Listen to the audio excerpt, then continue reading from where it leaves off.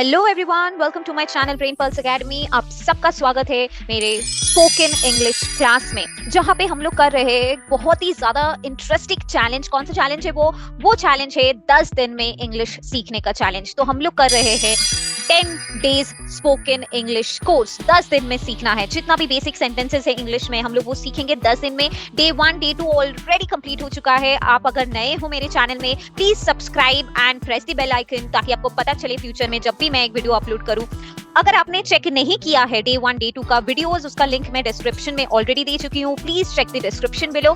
अगर आपका कोई ऐसा रिलेटिव है, फ्रेंड है, जिसके लिए ये वीडियो बहुत ज्यादा हेल्पफुल हो सकता है, तो उनको भी सजेस्ट कीजिए, उनके साथ भी शेयर कीजिए and like my video. Apart from that comment भी कर दीजिए। अगर आपको लगता है कि मैम को ऐसा कोई टॉपिक है सिखाना चाहिए, या फिर मैम ये सजेशन है मेरी तरफ से, आप वो भी कमेंट कर सकते हो। ऐसा नहीं कि आपको सिर्फ इंग्लिश में कमेंट करना है, हिंदी में भी कमेंट कर सकते हो, बंगाली में भी कमेंट कर सकते हो। And one more thing, watch the video till the end, क्योंकि एंड तक अगर आप वीडियो देखोगे तो एक प्रैक्टिस राउंड में हमेशा लेके आती हूँ, जहाँ पे हम लोग एक क्विज राउंड टाइप करते हैं, ताकि आपको पता चले आप आज के क्लास में कितना सीख पाए हो। तो चलिए अब शुरू करते हैं आज का क्लास। तो डे 3 पे हम लोग डिस्कस करेंगे ऐसा काइंड ऑफ सेंटेंसेस जो घर में यूज हो सकता है। तो आई होप आप लोग सब रेडी हो आज के क्लास के लिए। तो लेट्स गेट स्टार्टेड नाउ। अभी आपके सामने एक पिक्चर है। इस पिक्चर को देख के आपको क्या लग रहा है? क्या हो रहा है यहाँ पे?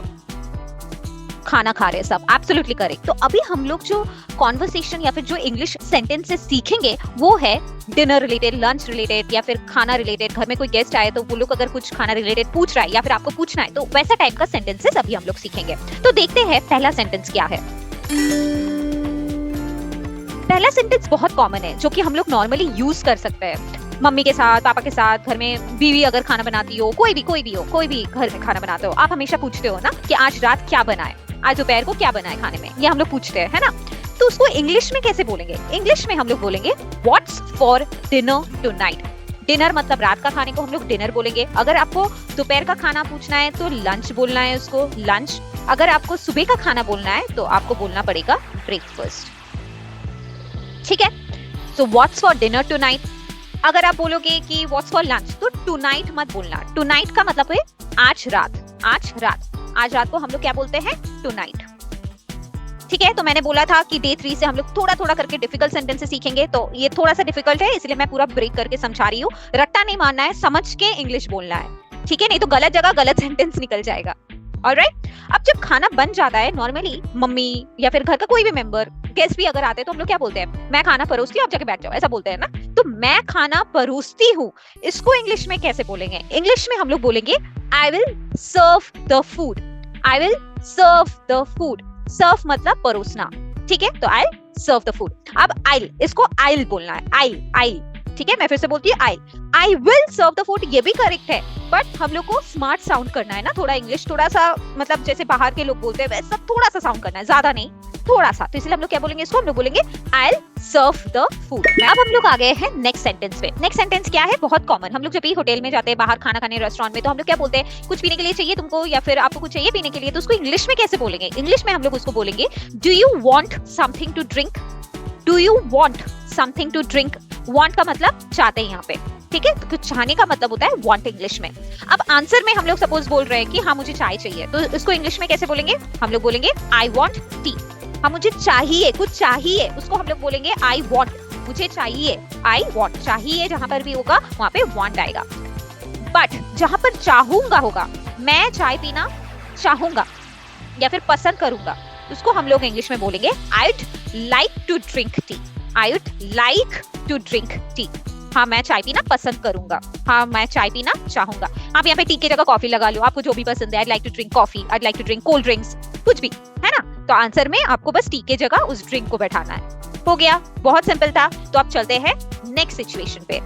अभी आपके सामने और एक इमेज है, इसको देख के क्या लग रहा है? हाँ घर का काम हो रहा है ना बहुत सारा।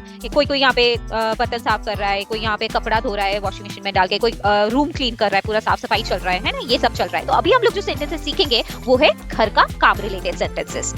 तो हम लोग पहुंच गए हैं पहला घर का काम रिलेटेड सेंटेंस, जो की है मुझे बर्तन धोने। ये बहुत डिफिकल्ट टास्क है, मुझे तो एकदम नहीं पसंद है बर्तन धोना। बहुत देर तक खड़ा होना पड़ता है, पूरा कमर वमर दुख जाता है ना? सबसे घटिया काम मुझे यही लगता है, बर्तन धोना। तो मुझे बर्तन धोने हैं, इसको इंग्लिश में कैसे बोलेंगे? मुझे धोने हैं मतलब मैं अभी तक बर्तन क्लीन नहीं किया हूँ, मैंने अभी तक धोया नहीं है बर्तन को, मुझे धोना है।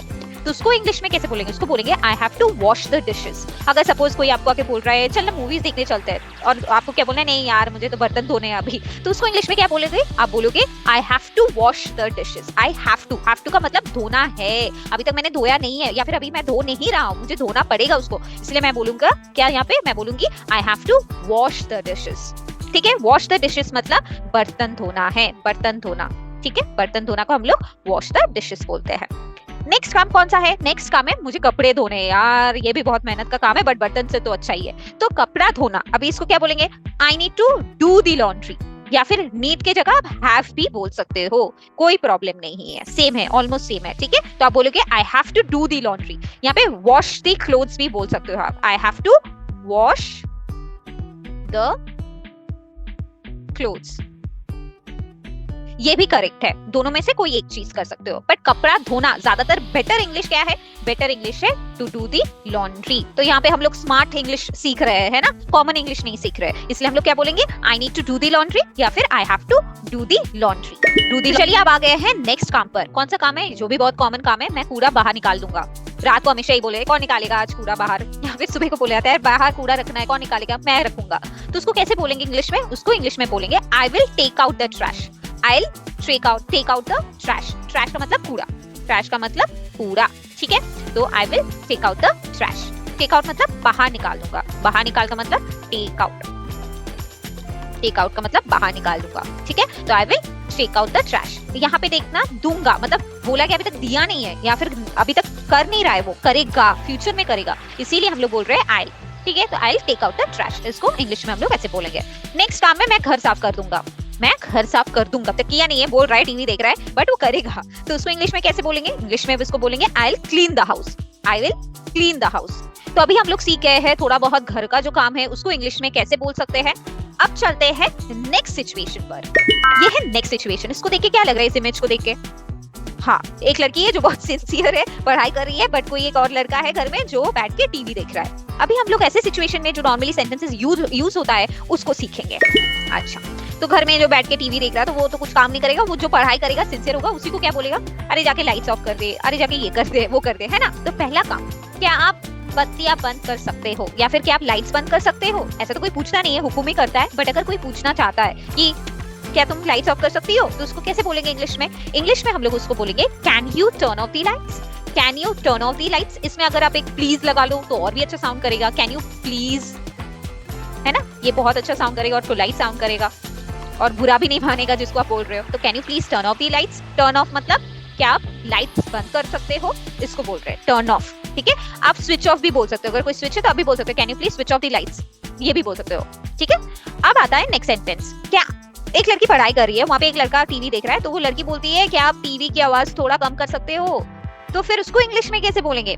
Can U turn down the TV volume. यहाँ पे स्विच ऑफ कुछ नहीं लगेगा, यहाँ पे टर्न डाउन होगा। टर्न डाउन मतलब धीमे कर दो आवाज को, टर्न इट डाउन। ठीक है, तो can U turn down the TV volume. Can U turn down the TV volume, ये नॉर्मली घर में यूज करते हैं ना हम लोग हमेशा, क्या आप टीवी की आवाज थोड़ा कम कर सकते हो, ये तू कर सकता है, ये बोलते हैं ना हम लोग, तो इसको आपसे इंग्लिश में बोलना है। नेक्स्ट सेंटेंस तो और भी ज्यादा इंटरेस्टिंग है। क्यों? यहाँ पे बोला गया है एक लड़की बैठ के गिटार बजा रही है, और एक लड़की है जो मे बी मूवी देख रही है, कुछ तो कर रही है लैपटॉप पे, है ना, या फिर मेरा इंग्लिश क्लास सुन रही है। तो वो बोलती है अपने बहन को क्या आप कृपया खिड़की बंद कर सकते हो। कृपया तो खैर हम लोग नहीं बोलते हैं इंग्लिश में, हिंदी में, तो फिर हम लोग बोलेंगे क्या तू प्लीज खिड़की बंद कर देगी, ये बोलते हैं ना हम लोग। तो उसको इंग्लिश में कैसे बोलेंगे? इंग्लिश में बोलेंगे could you please close the window. Could you please close the window. Could you please close the window, है ना? प्लीज अगर बोलेंगे तो और ज्यादा पोलाइट साउंड करेगा। यहाँ पे कैन यू प्लीज भी हो सकता है, ऐसा नहीं कि नहीं हो सकता, आप कैन भी यूज कर सकते हो। थोड़ा सा डिफरेंस है, मैं वो आज नहीं बताऊंगी, वो ज्यादा डिटेल में हो जाएगा, आपको तो उतना नहीं जानना है ना, आपको सिर्फ सीखना है कि इंग्लिश में हिंदी सेंटेंसेस को, कुछ हिंदी सेंटेंस को इंग्लिश में कैसे बोलना है, आपको ये सीखना है, तो फिर इसमें हम लोग ध्यान नहीं देंगे। तो can you please close the window या फिर could you please close the window. तो ये आंसर में बोलती है मैं अभी व्यस्त हूँ, मैं अभी बहुत बिजी हो गई, नहीं कर सकती, है ना। तो उसको इंग्लिश में कैसे बोलेंगे? थोड़ा स्मार्ट इंग्लिश, है ना, थोड़ा अच्छा साउंड करना है, तो उसके लिए हम लोग क्या बोलेंगे? हम लोग बोलेंगे I am occupied right now. I am occupied right now. Occupied right now. जब भी आप बिजी हो आप इस सेंटेंस को यूज कर सकते हो। ठीक है, कहीं पर भी, बाहर हो, कुछ काम कर रहे हो, ऑफिस में कोई बोलता है कुछ काम, आप बोल सकते हो कि I am occupied right now. Sorry, आप ये भी बोल सकते हो कि sorry, comma sorry I am occupied right now, तो और ज्यादा पोलाइट साउंड करोगे। तो आज के लिए बस इतना ही, अब करेंगे हम लोग प्रैक्टिस। पहला सेंटेंस है आज रात क्या बना है, तो बहुत कॉमन है ना, तो हम लोग बहुत बार इसको रिपीट किए थे। इसको इंग्लिश में कैसे बोलेंगे, आज रात क्या बना है। Correct answer is what's for dinner tonight, what's for dinner tonight. चलते हैं नेक्स्ट क्वेश्चन पर। मुझे कपड़े धोने हैं, मुझे कपड़े धोने हैं, इसको इंग्लिश में कैसे बोलेंगे। I need to do the laundry, I need to do the laundry। अगर आपने बोला है I have to do the laundry, वो भी करेक्ट है। अगर आपने बोला है I have to wash the clothes, वो भी करेक्ट है। अब पहुंच गए हैं लास्ट सेंटेंस पर। लास्ट सेंटेंस है क्या आप बत्तियां बंद कर सकते हो, क्या आप बत्तियां बंद कर सकते हो। Correct answer, can U turn off the lights, can U turn off the lights, can U turn off the lights, या फिर could U turn off the lights, could U turn off the lights, ये भी correct है। Congratulations everyone, बहुत अच्छे से आपने बोला है, प्रैक्टिस किया है। अगर आपको लगता है कि आपको और ज्यादा प्रैक्टिस की जरूरत है, फिर से इस वीडियो को देखिए, नोटबुक लेके रखिए, लिखिए, लिखकर प्रैक्टिस कीजिए। जो भी आपको लगता है कि आपके लिए यूजफुल हो सकता है वैसे प्रैक्टिस कीजिए। डे 1 डे 2 को फिर से देखिए ताकि आप भूल ना जाओ सेंटेंसेस को। And plus don't forget to subscribe my channel, share my video and like my video. You can also follow me, आप फॉलो भी कर सकते हो ब्रेन पल्स एकेडमी फेसबुक या फिर इंस्टाग्राम पर। अगर आपको डायरेक्ट 1-on-1 क्लास करना है, उसके लिए मुझे कांटेक्ट भी कर सकते हो। कांटेक्ट डिटेल्स फेसबुक पेज पर होगा, आप प्लीज वहां से चेक कर लीजिए। Thank you for watching my video, we will meet in the next class. अब हम लोग नेक्स्ट क्लास पर मिलेंगे एंड सीखेंगे और भी थोड़ा difficult sentences. So stay safe and have a great day.